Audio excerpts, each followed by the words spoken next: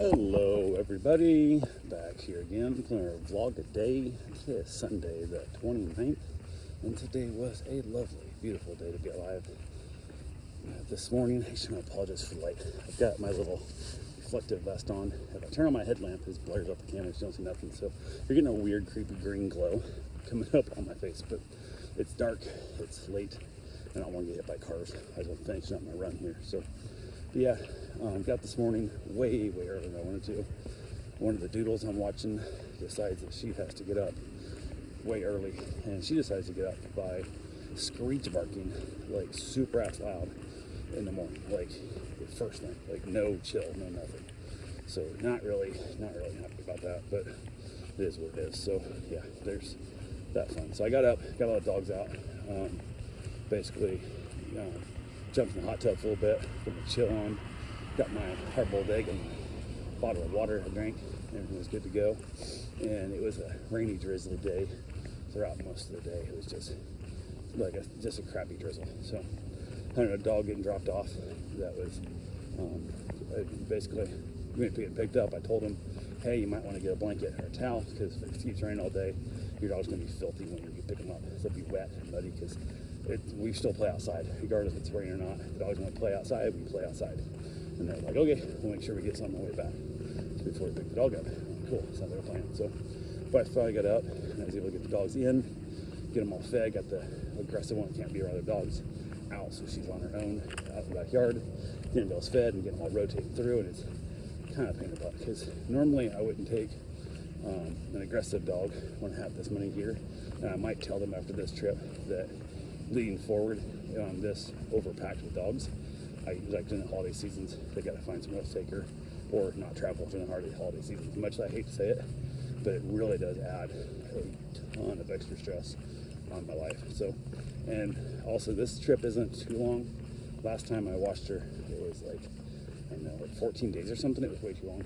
And just that constant living on edge for 10, 12, 14 days, thinking a dog fight could happen any moment really weighs too much on me to keep that long. So I'm going to tell them not during super busy seasons and not for really long stays anymore. So I think even if I just had like a day or two off, like if they had somebody else that could watch the dog like for one day or two out of that 14, I'd probably be fine. Like split it up, like watch the dog 6. They got 2 that I have it 6 more days, probably be fine. But just that constant, I think of watching this dog a lot like driving. It's not a lot of work, but when you're driving for like 24 hours straight through, like from Iowa down to here, from here up to Iowa, and you're never able to shut your brain off for like 24 hours, because you're constantly looking out for traffic and constantly trying not to die as you're driving. It just adds a different level that sometimes you need to turn your brain off for 45 minutes and take a nap, close your eyes, and just zone out. And that's what I needed this dog. I needed a chance just to turn my brain off and not worry about it all the time. So, but got them all fed. Everybody's getting along good. Dogs got a lot of play. The rain kind of settled back, and it wasn't too bad. So got a few things done here and there, just kind of general life stuff. And then had a couple dogs at home, had another dog get dropped off. So just kind of a constant rotation. It's funny because I'm actually busier today, this weekend, than I was actually over actual Christmas, which is kind of strange for me. But Christmas felt like dead middle of the week, so it was a strange time there. So it's all good. But went ahead as I rotated things through, started looking at the weather, and out of nowhere, man, about 3 o'clock, giant storm coming rolling up. Like, it was just massive. Like, dogs freaked out and stuff. So got everybody inside. A lot of the dogs here are scared of the storms and the thunder and all that stuff, which sucks, because Bruce, my Great Dane, was the one that gave off just giant chill energy of no worries, no concerns, that just super calm energy, which worked out well. Without him here, I don't have that extra energy spreading out to the rest of the dogs. So kind of is what it is. And this storm snuck up on me. I didn't see it coming, so I didn't have time to give the dogs, because a lot of them have like calming medication, like anti-anxiety medication. But once they're scared, it won't kick in in time, and 2, I can't ever get the pill on them anyway. So did me no good to even try. So we just dealt with it. The big storm rolled through. It kind of was still raining pretty hard, but the big storm was over.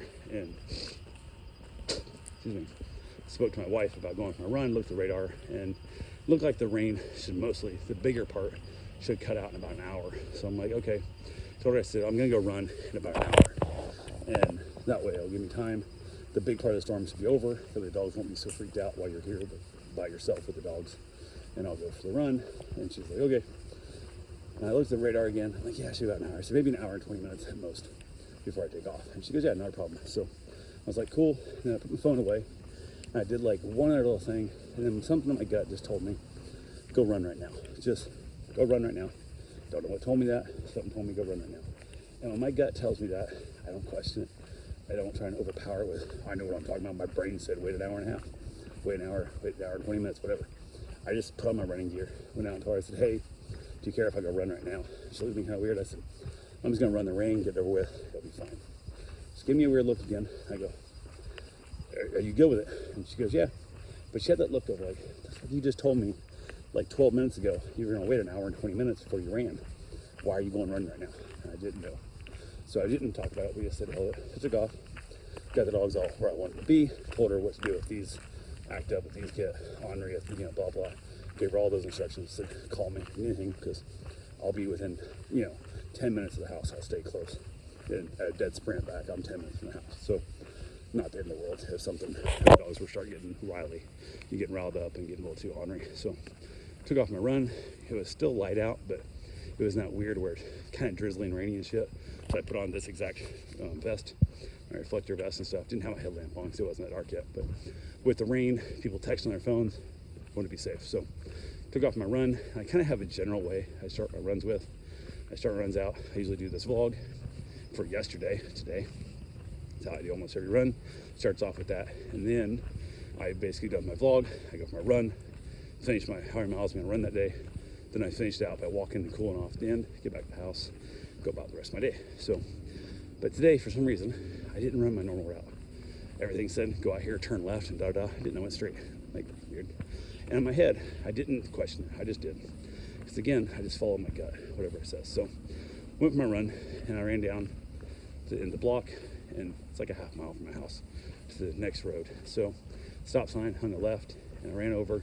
And where I normally would have ran to go back north, I didn't. I'm like, go on down one more block. I'm like, why? What am I doing? But I did. I went down one more block, turned the corner, and as I was heading up, I saw my brain immediately, I think, said, is that two homeless people drunk and passing out and like falling down the ground kind of thing? Like, I just had that weird, didn't know what it was, didn't really want to get involved with crazy homeless. So I kind of just trying to ignore it. I didn't run right over to help pick them up or whatever in the process. And as I was getting a little closer and stuff, I saw I don't know, I'm gonna guess the woman's in her 30s, didn't get a real good look, didn't really care.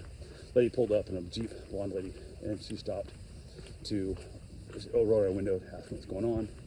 And the person on the ground, who I thought was two men, one was a woman, started screaming, help, call the police, help, call the police, he's attacking me. And then I heard the guy go, yeah, bitch, call the fucking police, or something along those lines. I was like, shit. So now we got an innocent bystander who stopped to help, who I don't know what's going on. So I head over that way, run over there fairly quickly. I did pause my watch, by the way, because I don't want to screw up my mileage and my run times, because that's where my brain goes. So as I headed up to check on him, I was, I don't know, maybe 10 yards away as I ran up to him. And I got real close, like right there. And she had not opened her door of the Jeep yet, thank goodness. And I get there and realize that guy has a knife in his hand. And the woman has blood all over her face, shirt's all tore up, blood all over her shoulders and stuff. And I was like, son of a bitch. So I yell at her to get back in the van, or stay in the Jeep, not the van, stay in the Jeep. And I yell at him to, because at first I didn't know if it was like schizophrenia, I didn't know if it was somebody who's fell, I didn't know if she was, trying to run away. And this is one of those situations where she has dementia and stuff, he's trying to help her. But I saw he had the knife, and I was like, oh shit, this ain't good.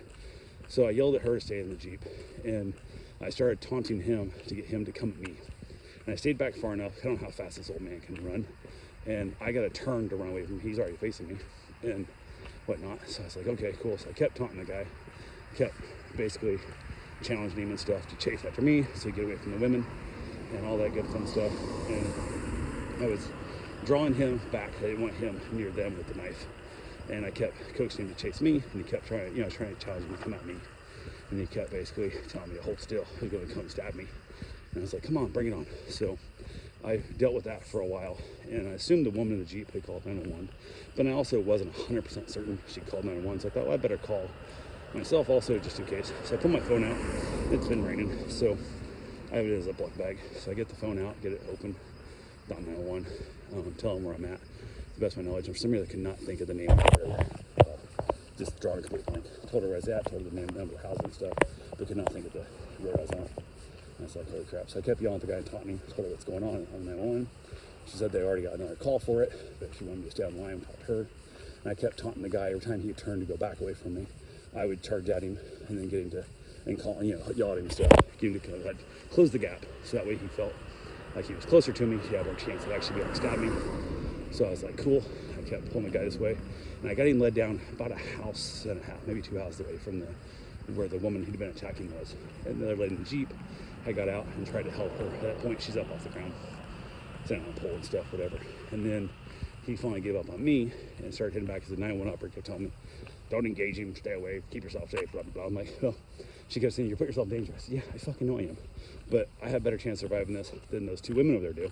So I'm going to keep putting myself in danger until you get your cops here. So until the cops get here, I'm going to keep doing this. And she kept telling me not to engage the guy and blah, blah, blah, blah. I didn't listen to her, didn't care. So I continued with it for a while. He finally lost focus in me, headed back towards them. And I realized I wasn't able to get his focus back. So I yelled at her to get back in her Jeep and lock the door, because I don't know what this idiot's going to do. This guy's clearly mentally not stable. So I'm like, okay, cool. So basically she gets back in the Jeep, locks the door. At this point, another car had pulled up. They weren't getting out of the car because the guy had the knives there. I'm out here on foot with no car to get in. I even had a thought, like, if I jumped on the hood of that Jeep, would she drive away with me on there to get away from this idiot if it got bad? But didn't have to go to that, thank goodness. Eventually, the couple cop cars showed up, and they all jump out with their guns. And he told me, since I wouldn't hold still so he could stab me, he was going to his house to get his gun. So I was like, okay. So he went in the house to get his gun, and the cop showed up at that point. I told him what I knew from the other side of the house. I wasn't going back in front of the house in case the guy had a gun. I wasn't getting that close. And told him what was going on. He said he had a knife. I saw the knife. He said he's going to get a gun to shoot me because I wouldn't hold still. And the cops went back, got their big guns, their assault rifles, and their ARs, or I don't know what we use here on our police force, but they got big guns. Like 6 more cop cars showed up, and the 911 operator told me since the cops are there, I could go ahead and go. So I just left and I finished my run, and have not heard from the cops. Nobody contacted me, not a damn thing. Which I would have thought they would have wanted my statement. They would have wanted to contact me, but apparently nobody cared enough to reach out. So yeah, that's pretty much it. Saw on Facebook a bunch of people asking questions. Turned out I guess it was his sister, and all kinds of issues there. So got back home. Actually, I called my wife right away. Told her what was going on, why I was going to be a little longer at my run than I planned, because I was dealing with this whole mess. And I got back, told her the story, jumped in the shower, and skipped dinner. I didn't really feel like eating. I'd snacked on stuff throughout the day, so I think I ended with the guy with the knife trying to kill me. I don't think that had anything to do with it, but it might have, who knows. But skipped dinner, and then went back out, hung out with the dogs again all evening, rotated dogs through, just like my day went on like nothing happened. Never heard from the cops, and ended up having myself some chips and salsa for dinner as I went to bed. Got the dogs put away, and wrapped it up and called it a night. So that's all I got for right now. I'm gonna talk to you guys tomorrow. Have yourself a safe, wonderful day. Thank you for watching.